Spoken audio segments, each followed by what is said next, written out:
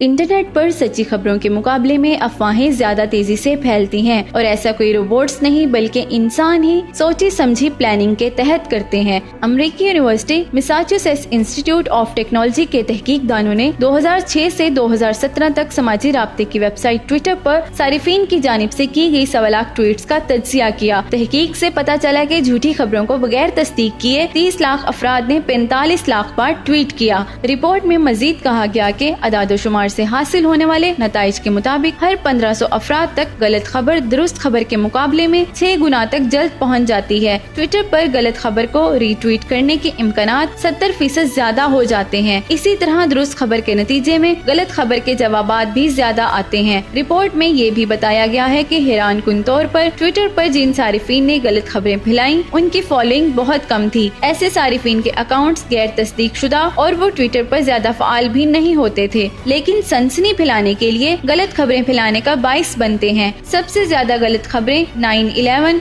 अमरीकी इंतखाबात और जंगज़दा मुमालिक में होने वाले वाक़यात से मुतल्लिक फैलाई गयी। माहिरीन नफ्सियात का कहना है कि गलत खबरें चूँकि सनसनी फैलाने का बाइस बनती हैं, इसलिए लोगों में ब्रेकिंग न्यूज के तौर पर ज्यादा मकबूलियत हासिल कर लेती हैं और लोग गम, हैरानी, गुस्से और जज्बात की रूह में बहकर ज्यादा से ज्यादा रीट्वीट करते हैं, जिसके बाइस झूठी खबर भी टॉप ट्रेंड बन जाती है। इसके सदेबाप के लिए सोशल मीडिया पर खबरों की तस्दीकी मरहले को मजीद बेहतर बनाना होगा।